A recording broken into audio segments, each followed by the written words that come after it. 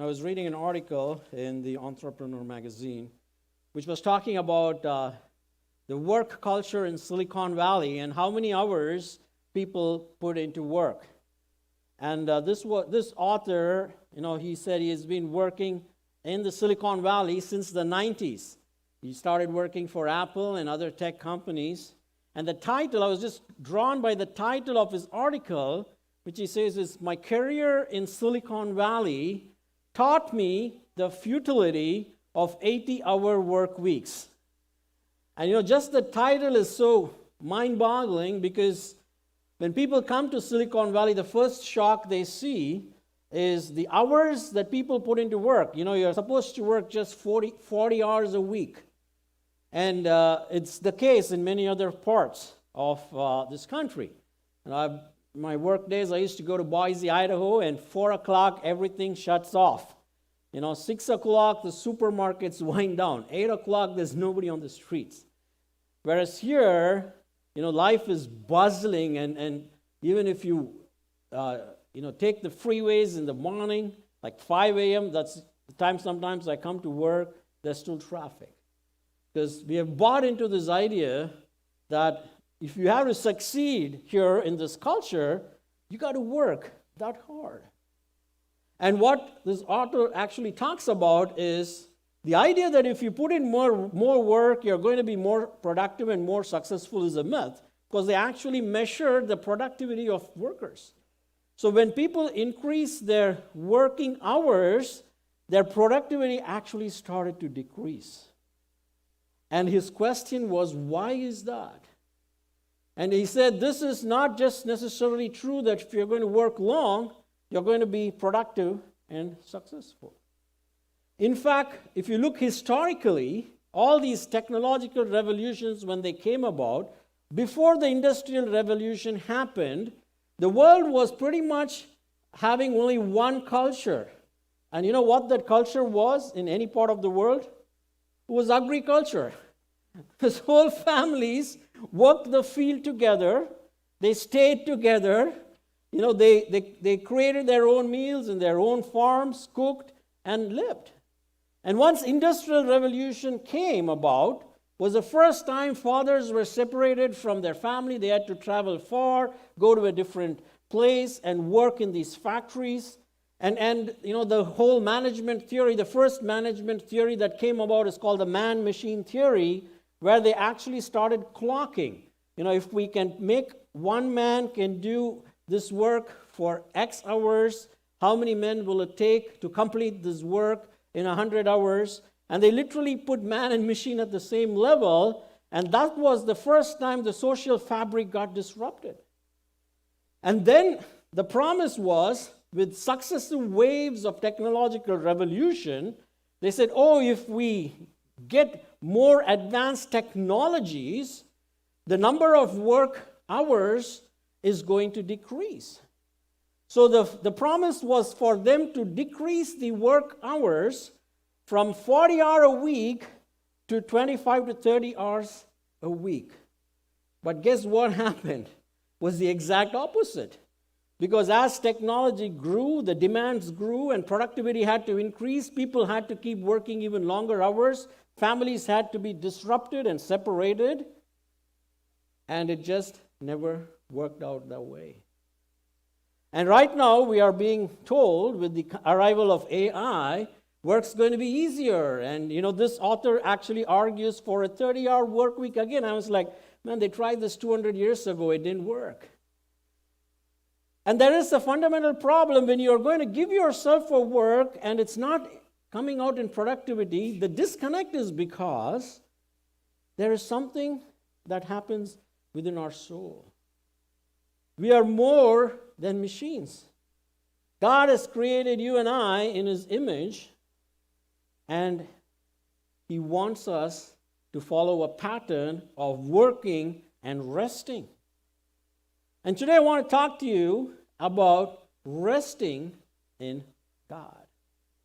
The whole idea of rest or Sabbath that we hear about is not a man-invented idea. It was God's original design. It goes all the way back to Genesis. where God creates the beautiful world in 6 days, and on the seventh day, he says he rested. And it's a very common fad here in Silicon Valley to hear, oh, I just work through the weekends, 90-hour work weeks are normal, and sometimes people feel proud about it. But there's always a cost when you violate God's primary design for you and I to build rest into our rhythm of life. Now, I've been thinking about this more deeply. As you all know, I'm preparing for my sabbatical starting tomorrow, so I'm very excited. So I'm going to keep this sermon super short. You're going to be surprised. It's probably going to be my shortest sermon. and thinking about rest. What is rest? And why do we need rest? And what does rest do to us? One of my favorite authors is Dallas Willard. He's a philosopher and a theologian in SoCal. He passed away a couple of years ago. He said there is a significant difference between being busy and being hurried. The problem is not that we are all busy all the time, which is unavoidable, but we are kind of hurried in everything we do. Being busy is an outward condition, but being hurried, he says, is an inward condition of the body. And he draws a parallel, a comparison, and a contrast. And it says when you are busy, it means you have a full schedule and a list of things to do. But when you're hurried, even if you're not doing something, you're always preoccupied and thinking about that even when you're in your bed. In your busy, you're actually doing many activities, but when you're hurried, you're unable to be fully present at any moment with any activity you do with anybody. And you're busy, as I said, is an outward condition, but being hurried is an inner condition of the soul and something to watch out for. Being busy can only be physically demanding, but being hurried can be spiritually draining. Being busy reminds me that I need God, but being hurried causes me to be unavailable even to God. You see the contrast here? And so he says, whatever you do, ruthlessly pursue eliminating hurriness from your life. So to experience rest, it's not just you cut down a bunch of activities to do, or you go on a vacation and you sit on a beach and look at the ocean. You can do that and still have a hurried soul where your mind is racing and thinking about so many things to happen. So what we have to target is being not hurried. And how many of you, if you were to do a heat check today of your life, we all know everybody is busy, that's a given. How hurried are you on a scale of 1 to 10? There are simple metrics from when you drive on the freeway. When the guy in front of you takes more than 3 seconds to leave the traffic lights, do you honk? That means you're hurried. And if you're on the freeway again and there's someone who tries to come in front of you and you are hurrying your car, you have a hurried soul. And if you're at home and your wife or your husband is trying to talk to you and you are not able to hear them, though you're listening, you're living a hurried life. If your children want to play with you and you're on your phones, or even without your phones, you're looking at them, but your mind is somewhere else, you're not busy, but you're hurried. And that is damaging to your soul. You may be very productive in doing great things, launch many products, create many companies, lead many teams. They may even give you an award as the Entrepreneur of the Year or the Best Employee of the Month award, but there is nothing they can do to test your hurriedness of your soul Even when you go into God's presence to read His Word or pray, you're not able to bring yourself to it, isn't it? But if you look at the life of Jesus, He was never hurried. He was the busiest man, if you want to talk about. He had so much that He had to do, literally saving the world. He was never hurried. He was always present. He was present when He engaged with people, whether it was a leper who would come to Him, or a father who would run to Him, or His disciples who would ask Him, or the crowds that needed His attention. He was always present. But there are certain things you see that He does that helps Him to stay in that state of restedness even when you are busy. And that is what I want to share with us today. Because if you're thinking that I just have to reduce my activity, that I'll get rest, and go on a vacation, we hear very often, when you come back, you need to another vacation to recover from the vacation, because you've been doing so many other things, isn't it? But a rested soul is an easy yoke. Jesus, though He did all of these things, He prayed. He had a circle of close friends, in fact 12, with whom He shared life with. He shared everything with them. We sometimes underestimate the role of genuine friendship. No man is an island. We even hear others say that. But you need people to share life with.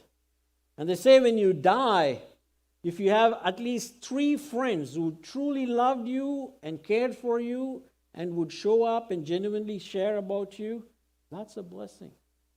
But 3 friends just don't happen just like that, isn't it?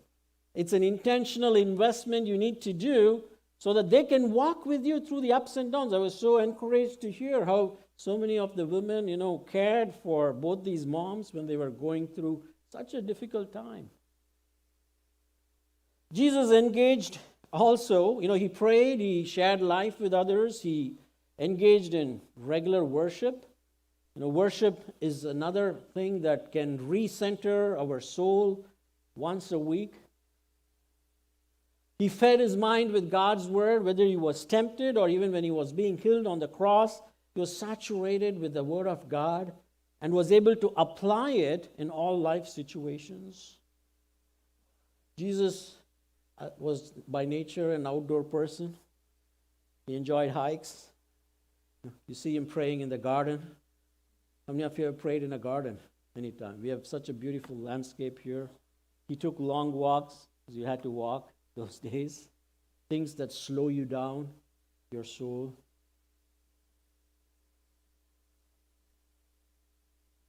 Doing nothing is very hard, isn't it? Now, someone once said, doing nothing is doing a lot. Doing nothing is doing a lot. And the capacity to do nothing is actually evidence of a lot of spiritual growth. We all know the French writer and scientist Blaise Pascal. He said this centuries ago, not even now. He said, I have discovered that all the unhappiness of men arises from one single fact, that they are unable to stay quietly in their own room. You didn't understand that. He says in solitude, when you're alone and present, you get to liberate yourselves from the pressure of the world. You don't do that by going to be alone and have a list of things to think about or work about. And it's one of the spiritual disciplines. It's not about what you're going to do, it's about what you're not going to do when you're alone. And we spent a whole day praying yesterday, and it was so restful, isn't it? And everyone came the morning, we were loaded with things swirling in our mind. But by the time we went to the evening, I could sense a calmness in everyone's face and as they were sharing. And if you go to Genesis, back in the garden, God himself modeled rest for us. He had finished the work he had been doing. So on the seventh day, it says he rested from all his work. And later on in his journey with mankind, he made rest one of the 10 commandments that he gives to the nation of Israel. It says, remember the Sabbath day by keeping it holy. On it you shall not do any work. And it's really weird, especially now in Silicon Valley, since it's such a churchless, godless place, people have activities lined up, especially if you have kids. All games happen on Saturdays and tons of other extracurricular activities. People don't want to rest because if you don't have God, you have to fill that with something else. So God says, spend one day a week, at least 1/7 of your time, doing nothing. And we're going to see why it's hard and what are some reasons. An evangelist, by the name of Vance Horner, he said this. He says, if you don't come apart for a while, you will come apart in a while. If you don't come apart for a while from everything you do, you will come apart in a while because it will get to you. And I was reading a book by a British pastor who had spent several years in ministry and went too close to burnout. And so he wrote a book on some factors he suggested on what you can do to experience rest. His book is called Zeal Without Burnout, and his last name is Ash. I'm not making this up. It's Christopher Ash. You can look it up. And he lists several things that he learned through that process. Now, I found that helpful, and it's applicable for all of us. Simple things, but are important stuff. I'll just share 4 things he says in that. He says, we all need sleep. We're going to talk about that. The psalm we read talks about it, so I'm going to unpack just that a little more today. We all need Sabbath rest because God instituted it. He ordained it. He even commands us to practice it. If we are not able to do it naturally, at least listen to his command and say no. Either it is work things or kids things or whatever it is. Your kids also need rest. They do school 6 days, 7 days a week. Don't put them through stuff on the Lord's day. Then he says we need friends. We spoke about that to share life with. And we need inward renewal. And I'm going to talk about that at the end.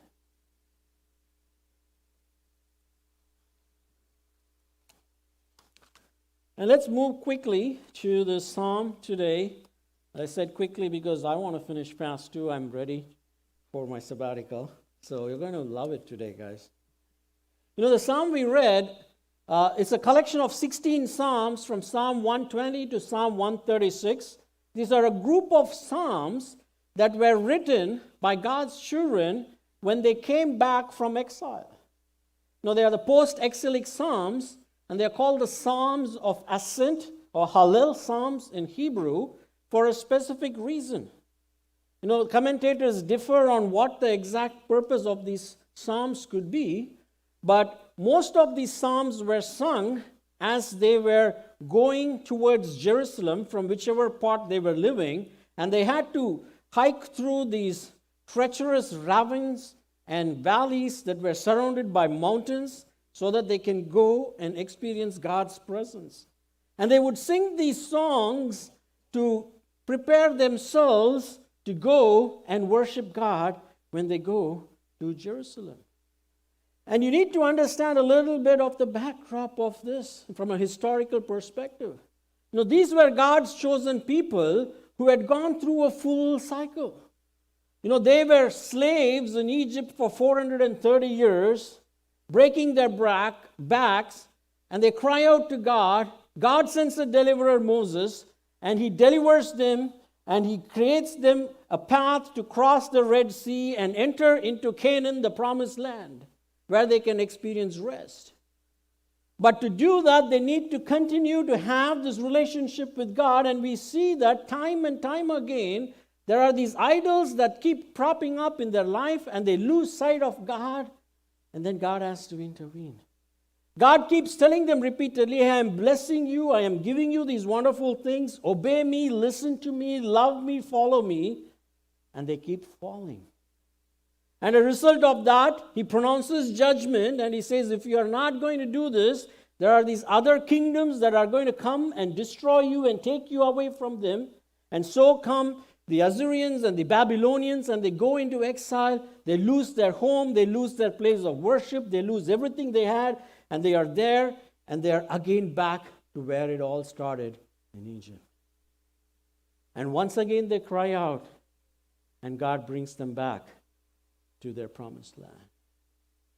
And when they come back, they now have realized how life without God is, and it could be. And they were immigrants like you and I. There were always this promise of a better place giving them rest. But then when you go there, there are these idols of that land and that culture that we buy into. You can call it the American dream or whatever it is. And they forget God. And when you forget God, you're setting yourself up for not experiencing rest.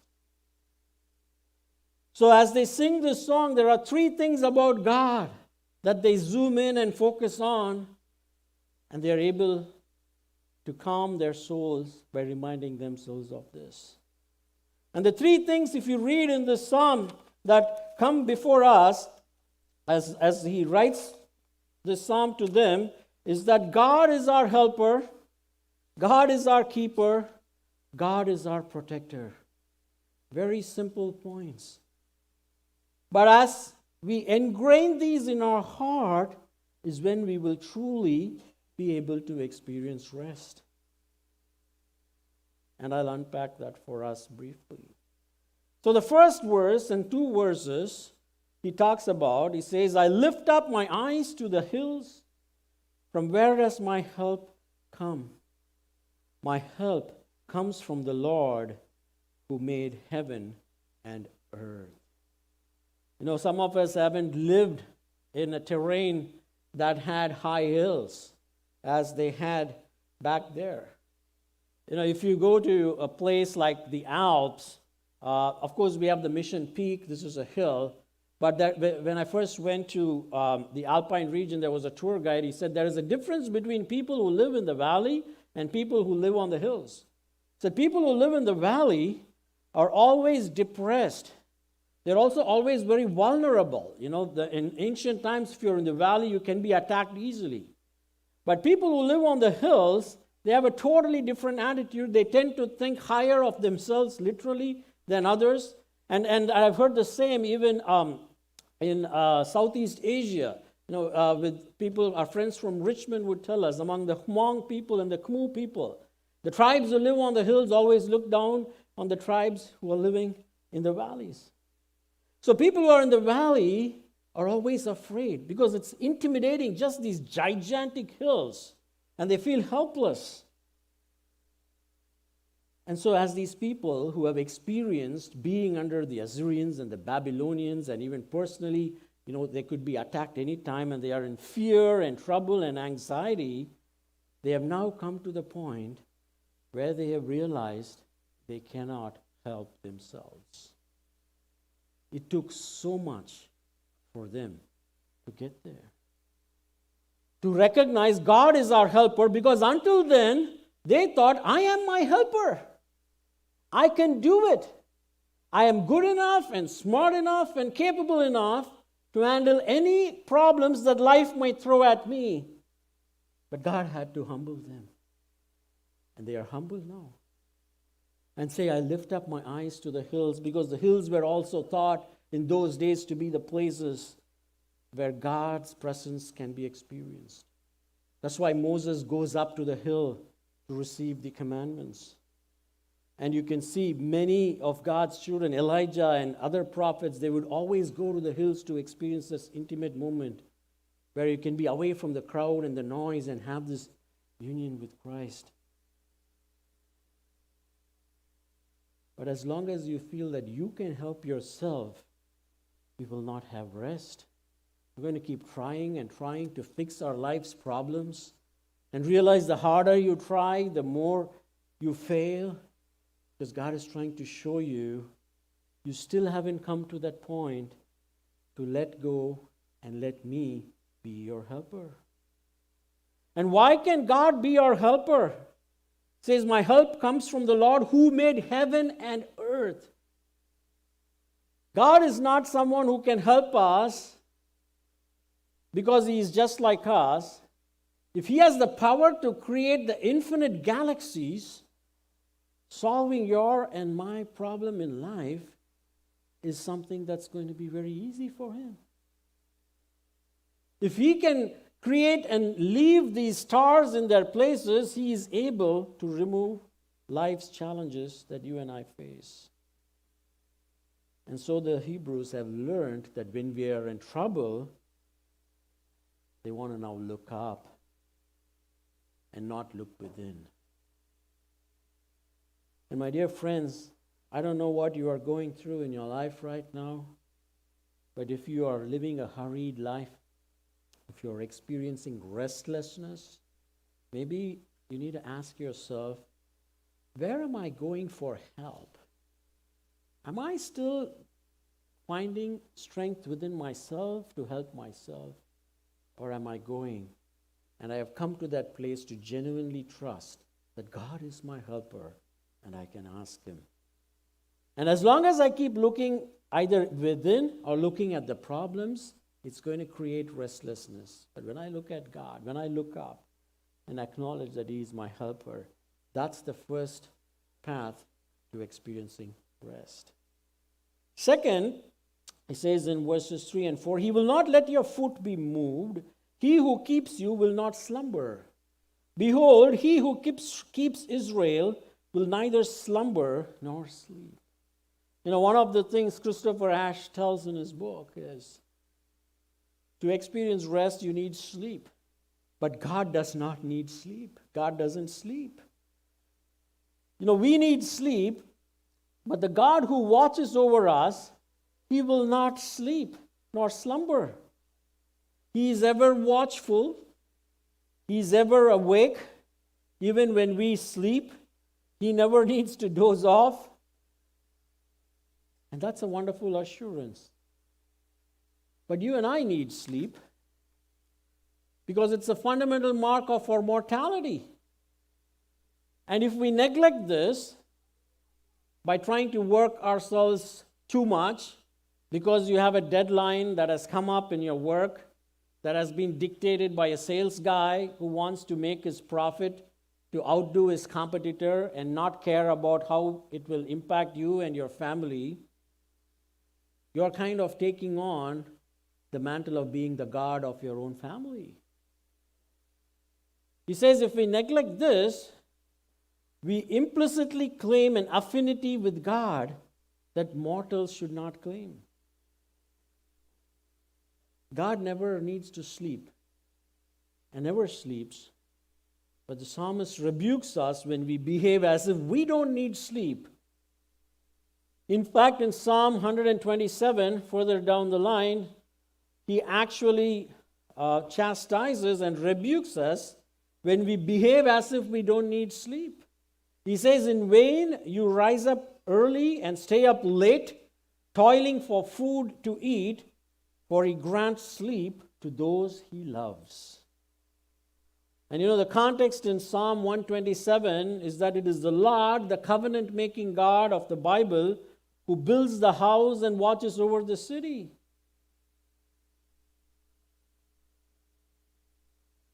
But when we take on that, we are saying, I want to be the God of my life, to do these things for myself. And the rebuke in Psalm 127 is specifically to those whose sleeplessness is caused by anxious toil. Burning the candle at both ends, we will not trust God for the work. You know, sleep seen through this lens is an expression of trust in God. I can stop doing this and trust that God is going to do whatever else is needed. The world is not going to end. The world will go on. The company I work for is not going to collapse when I've done my part, what I actually need to do within the time that has been given. And trust that I'm not going to fear my boss or fear a layoff or fear the economic meltdown. I'm going to care for my soul because I want to rest in God. It communicates real faith.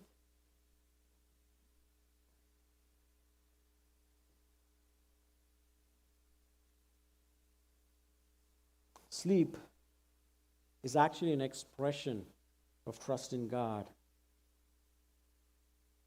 We sleep because we know that God never sleeps or slumbers. Even Jesus, the incarnate Word made flesh, needed to sleep. He was tired, so tired. In Matthew 4, verse 38, you can see that he slept on a cushion in a fishing boat in a raging storm. To be human means to need sleep.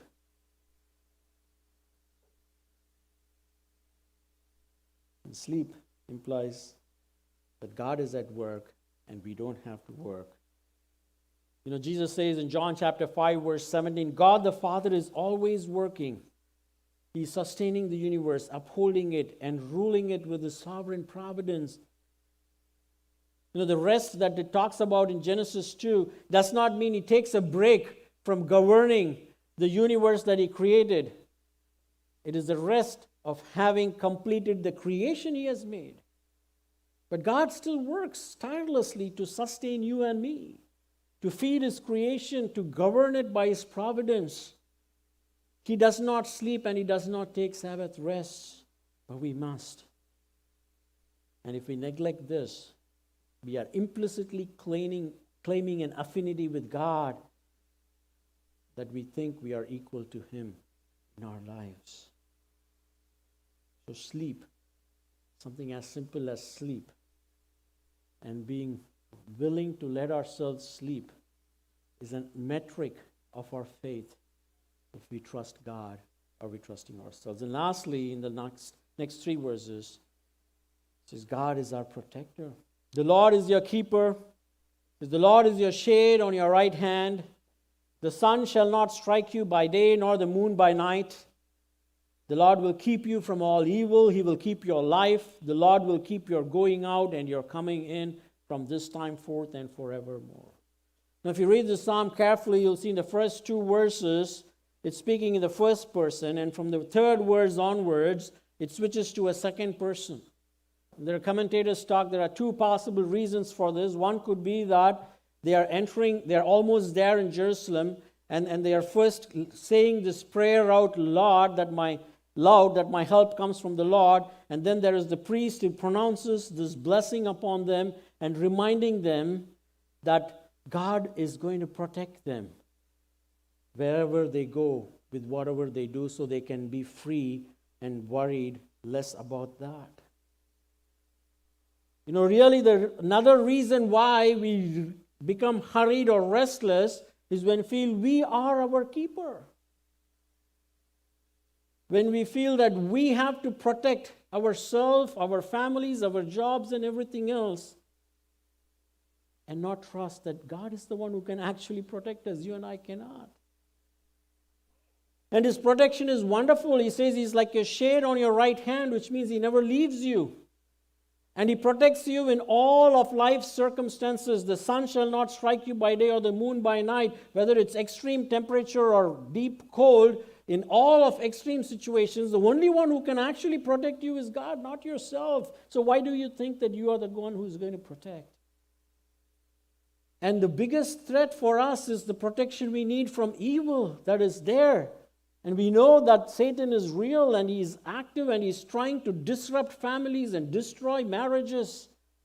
And you and I do not have the strength. And so we need God to protect us in those things. And singing this psalm brought rest to the Israelites. And when we come to the New Testament, Jesus looks at us and He sees the reason why we are unable to believe God is our helper and we need to help. The reason we are unable to trust God is our keeper and we need to keep. The reason we are unable to put our faith that God is our protector and we need to protect is because we think we are God's. And when we live life like that, it tires you. And so he says, come to me, all who are weary and heavy laden, and I will give you rest. Ultimate rest is found in our union with Christ. He in us and we in him is what is going to give us rest. And we can do a few things to bring that renewal. This is a year we have marked as year of personal revival. This is why we had this prayer yesterday. And there are many things you could do to experience this rest through renewal. And the first of that is spiritual disciplines. There's at least a dozen of spiritual disciplines that is there for us, like solitude or prayer and reading God's word. And those who are consistently able to do this will be the ones, because we need to be reminded to reset every time that, no, I need to go back to God and I am not him. So if you're restless, you need to ask yourself, how consistent is my spiritual discipline? And if you do not have a consistent spiritual discipline, you can pretty much be assured you're a restless person and you can't overtake that. And second thing is, you need someone in your life. We need a mentor who can come alongside and you're vulnerable and you're willing to share. I need help. We live in a culture where we refuse to ask for help. For some of us, maybe it's because you trust someone and then you see that they're not perfect and then you don't want to trust them again. But you're the loser if you're not willing to trust your life with anyone, because C.S. Lewis says, if you want to keep your heart safe, do not love anyone. Do not give your heart to anyone. Put it in a safe box and seal it and throw the key away. But there in that box, your heart will grow cold and dead. We need to share life with friends and mentors who can see our blind spots that you and I don't have. And something else you can do is to be a constant lifelong learner. Learn something new. We shared some of these in our leadership team, so that you can be renewed and reminded of these truths and experience rest. And it is my prayer, even as I'm going to be away the next few weeks, that this summer, as families and as a church, we will slow down. We will passionately pursue rest in Christ. There are weeks where we are not going to have small groups. Spectrum kids, teachers, we are going to get a break. Slow down. And if you're living a hurried life, ruthlessly pursue eliminating hurry. Not busyness, but hurry. Now, that's my prayer for you, and that's my prayer for myself as well, as I spend these next few weeks to reflect. Shall we pray?